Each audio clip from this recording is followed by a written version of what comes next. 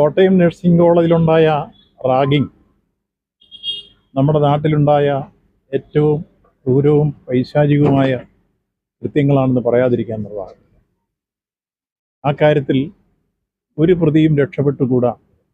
നിയമത്തിൻ്റെ ദൃഷ്ടിയിൽ മുഴുവൻ ആളുകളെയും കൊണ്ടുവരണം എന്നതാണ് സംസ്ഥാന ഗവൺമെൻറ് നിലപാട്. ശക്തമായ നടപടികളാണ് ആ കാര്യത്തിൽ ഗവൺമെൻറ് സ്വീകരിച്ചു വരുന്നത്. അതിൻ്റെ ഭാഗമാണ് പോലീസ് ആദ്യം കൃത്യമായി രേഖപ്പെടുത്തിയ മൊഴിയിൽ പറയുന്ന മുഴുവൻ പ്രതികളെയും സംയോജിതമായി തന്നെ കയ്യാമം വെച്ച് കൽപ്പവങ്കർ വച്ചിരുന്നു.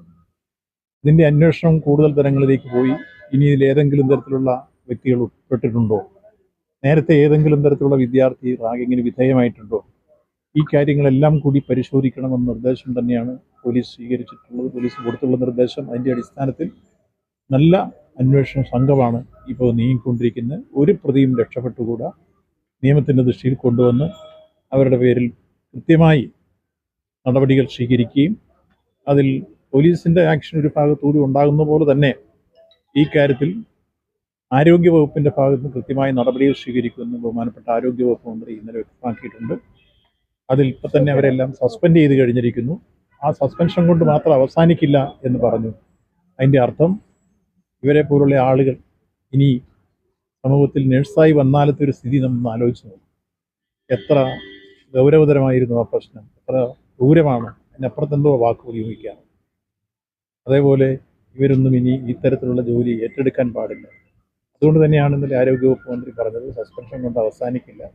കൃത്യമായി അവരെ ഈ കാര്യത്തിൽ നിന്ന് ആ കോളേജിൽ നിന്ന് തന്നെ ഒഴിവാക്കാനുള്ള നടപടികൾ സ്വീകരിക്കുമെന്ന് തന്നെയാണ് നിലപാടുകൾ. നമുക്കിതൊന്നും പറഞ്ഞറിയിക്കാൻ കഴിയാത്ത രൂപത്തിലുള്ള ഉള്ളടക്കമാണ് അതിൽ പുറത്തു വന്ന് നമ്മൾ കണ്ടത്.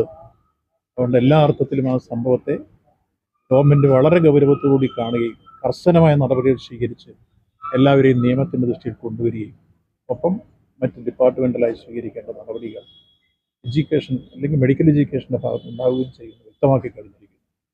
നമ്മളൊരു സമൂഹം ഒറ്റക്കെട്ടായി നിന്നുകൊണ്ട് ഇത്തരത്തിലുള്ള ക്രൂരകൃത്യങ്ങളെ അപലപിക്കാനും ഭാവിയിൽ ഉണ്ടാവാതിരിക്കാൻ ആവശ്യമായ നടപടികളുമാണ് ഇക്കാര്യത്തിൽ ഉണ്ടാവേണ്ടത്. അങ്ങനെ തന്നെ ഗവൺമെൻറ് സ്വീകരിച്ച് മുന്നോട്ട് പോകും എന്ന കാര്യത്തിൽ ഒരു സംശയവുമില്ല. ഇന്നലെ SP വ്യക്തമാക്കി കഴിഞ്ഞല്ലോ. ഇനി ഏതെങ്കിലും കുട്ടികൾ റാഗിങ്ങിന് വിധേയമായിട്ടുണ്ടെങ്കിൽ അവരുടെ മൊഴി കിട്ടിയാൽ കൃത്യമായി ആ കാര്യങ്ങളെ സംബന്ധിച്ചും പരിശോധിച്ച് മുഴുവൻ കാര്യവും വെളിയിൽ കൊണ്ടുവരും എന്ന് സംസ്ഥാന ഗവൺമെൻറ്റിൻ്റെ നിർദ്ദേശം വന്നിട്ടുണ്ട്. അതിൻ്റെ അടിസ്ഥാനത്തിൽ പോലീസ് ശക്തിയായി നീങ്ങിക്കൊണ്ടിരിക്കുന്നു. അതുകൊണ്ട് തന്നെ തുടർ അന്വേഷണങ്ങളും അതിൽ ഒരു സമയം പോലും വൈകിട്ടില്ല. ഈ കേസിൽ മെഡിക്കൽ എഡ്യൂക്കേഷൻ്റെ ഭാഗത്ത് നിന്ന് ഈ കാര്യത്തിൽ എല്ലാ തലങ്ങളിലും അന്വേഷിക്കാൻ വേണ്ടി സംസ്ഥാനത്തൊട്ടാകെ ചില ശ്രമങ്ങൾ ആരംഭിച്ചു കഴിഞ്ഞു എന്നതിൽ ആരോഗ്യവകുപ്പ് മന്ത്രി തന്നെ വ്യക്തമാക്കിയിട്ടുണ്ട്. ഇവിടെ മാത്രമല്ല, കേരളത്തിൻ്റെ വിവിധ നഴ്സിംഗ് സ്കൂളുകളിൽ, നഴ്സിംഗ് കോളേജുകൾ, മെഡിക്കൽ കോളേജുകൾ ഒക്കെ മെഡിക്കൽ എഡ്യൂക്കേഷനുമായി ബന്ധപ്പെട്ട ഏത് സങ്കേതങ്ങളിലുണ്ടെങ്കിലും അത് പുറത്തു കൊണ്ടുവരാനും ഭാവിയിൽ ഉണ്ടാവാതിരിക്കാനും സഹായിക്കുന്ന രൂപത്തിലേക്ക് അന്വേഷണത്തിൻ്റെ രൂപം കൊണ്ടുപോകുന്നുവെന്ന് തന്നെ ഇന്നലെ ആരോഗ്യവകുപ്പ് മന്ത്രി പ്രഖ്യാപിക്കുകയുണ്ടായി. നല്ല കാര്യമാണ്.